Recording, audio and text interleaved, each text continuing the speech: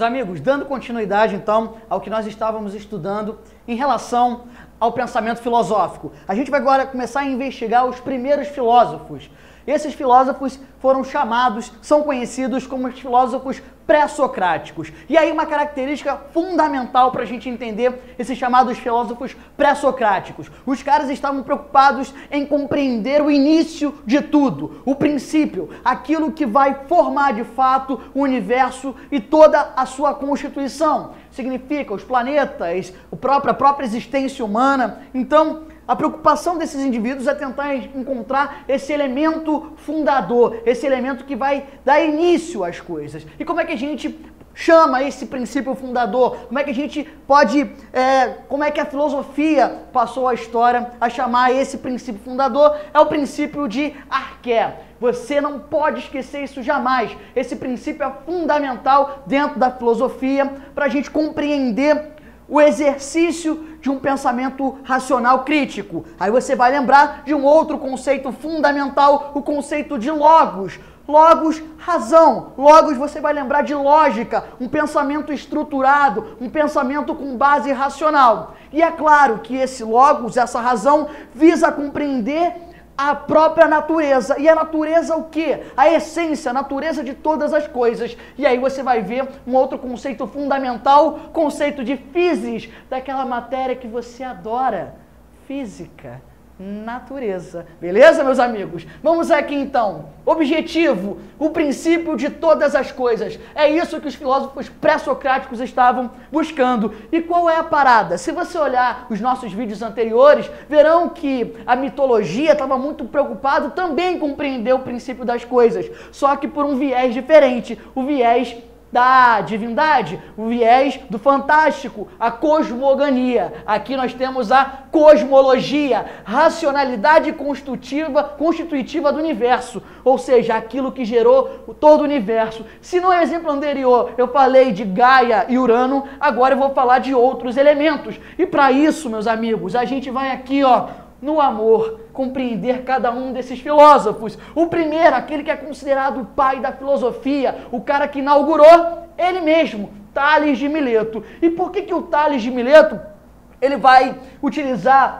eleger como elemento fundador a água? Tales de Mileto viveu próximo ao rio Nilo durante boa parte da sua vida. E ele observou que toda a sociedade egípcia vivia a partir do que a água produzia, a partir do que a água fornecia. Lembrando que a região egípcia ficava numa região desértica. Você vai lembrar que a região da Mesopotâmia também, lá com o rio Tigres e Eufrates. E a partir daí ele vai desenvolver a ideia de que todos os elementos são constituídos ou têm como essência a água. Qual é a importância disso? E o que você precisa lembrar sobre essa parada? Toda vez que a gente falar do elemento fundador, do princípio, você vai lembrar que o elemento ele pode se modificar, que ele se transforma, mas ele mantém a sua essência. Ele muda a sua aparência, mas a sua essência é a mesma. É o caso da água para o nosso amigo Tales.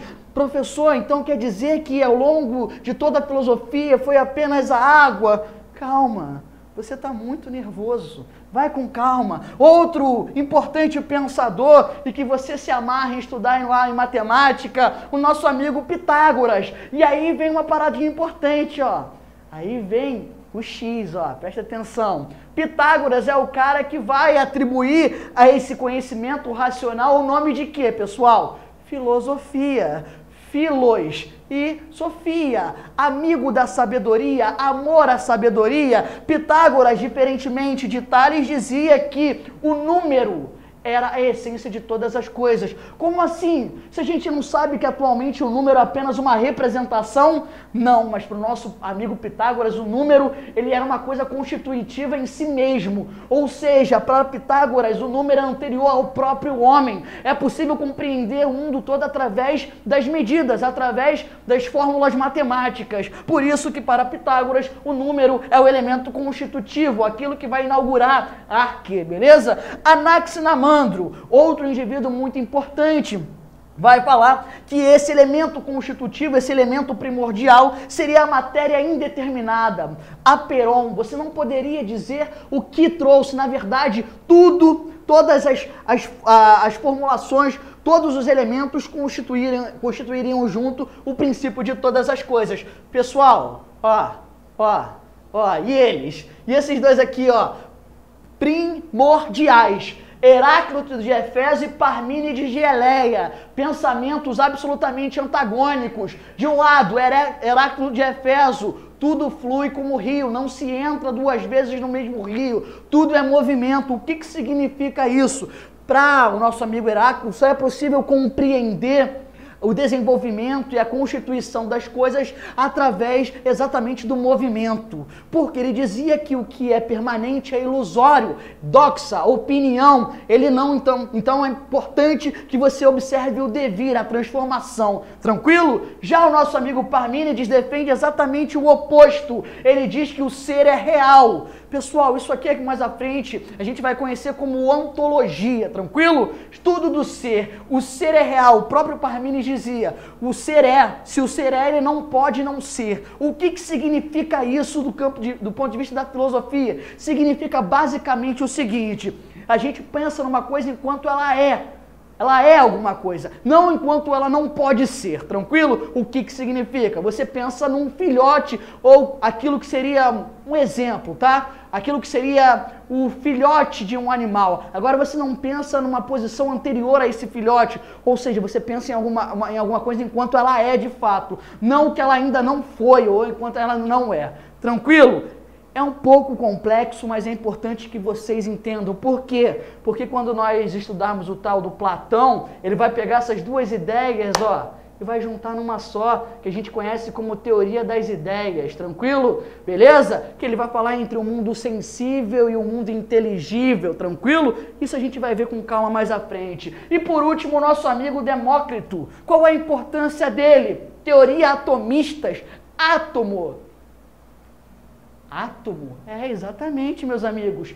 Átomo, claro que não átomo como vai ser conhecido posteriormente com o desenvolvimento da ciência, mas o nosso amigo Demócrito afirmava que tudo provinha dos átomos e da relação desses átomos, que depois a química vai nos explicar, a física vai nos explicar melhor através das relações entre os elétrons, por exemplo, e que tudo partiria desse pequeno átomo que para ele era invisível, indivisível e inteligível. Não esqueçam isso e sejam felizes, meus amigos pré-socráticos. A gente volta falando do nosso amigo Sócrates.